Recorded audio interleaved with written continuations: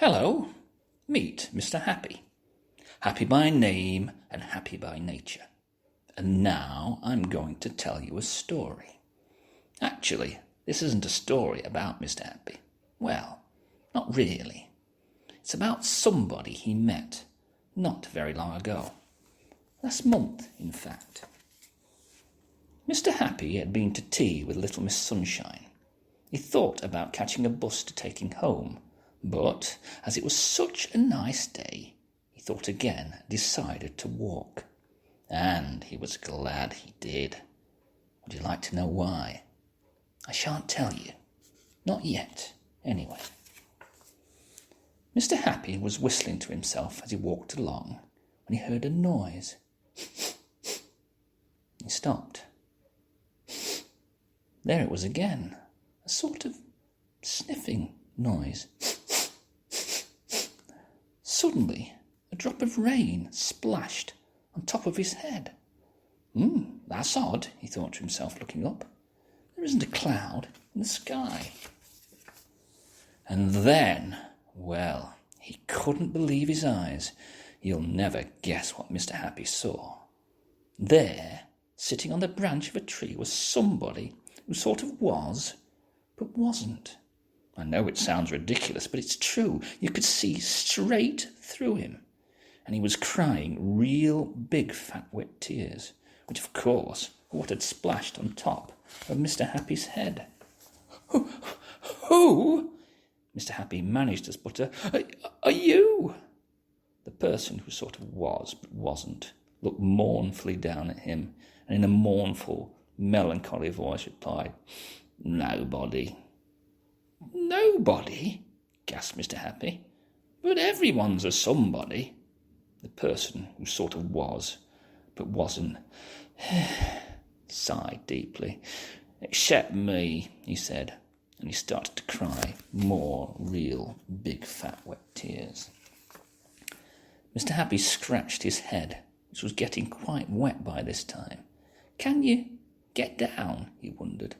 Possibly, replied Mr. Nobody, and he climbed down out of the tree. Where have you come from? Asked Mr. Happy. Nowhere, Mr. Nobody sighed, the sort of sigh that breaks your heart. I know I used to be somebody, but I can't remember who, or what, or where, or when, he sobbed. Mr. Happy couldn't help but stare. It isn't often you meet somebody you can see right through. I think, said Mr. Happy, that you had better come home with me. Why? Sobbed Mr. Nobody. Because, said Mr. Happy, we must do something about you. There's nothing you can do about a nobody, wept the person who sort of was, but wasn't. Of course there is, said Mr. Happy. Follow me.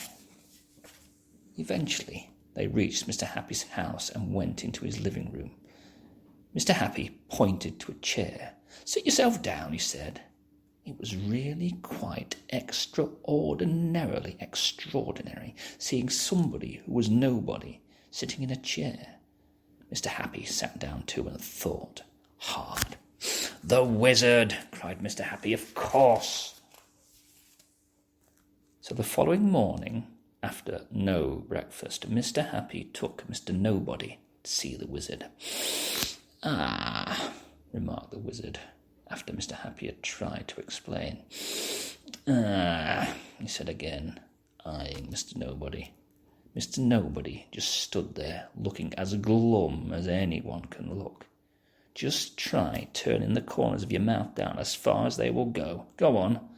Well, that's about half as glum as Mr. Nobody looked. The wizard thought and thought and thought and thought some more. Care for a cup of tea? He inquired. Nobodies don't drink nothing, replied Mr. Nobody. Nobodies don't drink anything, said the wizard, correcting him. That's right, agreed Mr. Nobody. Aha! Cried the wizard. That's it! The wizard rushed over to his workbench and started to mix up lots of different coloured liquids in a huge bottle.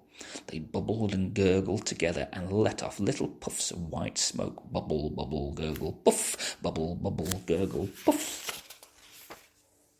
"What colour would you like to be?" the wizard asked Mr. Nobody.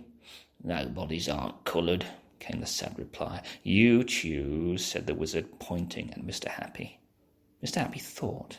"Well," he said, "I've always rather quite liked being yellow." "Yellow it shall be," shouted the wizard, and he poured more liquid into the bottle. Suddenly, with one huge puff of white smoke, the liquid turned bright yellow. "Right," cried the wizard, "drink that." "Nobodies don't drink nothing," said Mr. Nobody. "Exactly," shouted the wizard at the top of his voice. "Nobodies don't drink nothing, therefore nobodies must drink something." Mr. Nobody took hold of the bottle and took a small sip. "More," cried the wizard, "much more." Mr. Nobody shut his eyes and took a deep breath and swallowed all the liquid. Mr. Happy and the wizard watched and waited and waited and watched. Nothing happened. "Told you so," said Mr. Nobody. And he sighed, another one of those sighs that breaks your heart. But no, wait a minute. Did their eyes deceive them, or... They looked at Mr. Nobody's feet. They were turning sort of, yes, yellow, yes, decidedly yellow, definitely yellow. Then Mr. Nobody's legs turned yellow, and then his body, and then his arms. "His nose!" Mr. Shabby shouted. "What about his nose?" They watched, and they waited, and they waited, and they watched. But still nothing happened. Suddenly, Mr. Nobody sneezed, and immediately after he sneezed with an enormous pop-a-tissue pop, his nose turned yellow as well. Oh, I wish you'd been there to see Mr. Nobody's face. His mouth stopped turning down and started turning up and up and up and up again. "Well," chuckled Mr. Happy, "I told you so. Everybody's a somebody."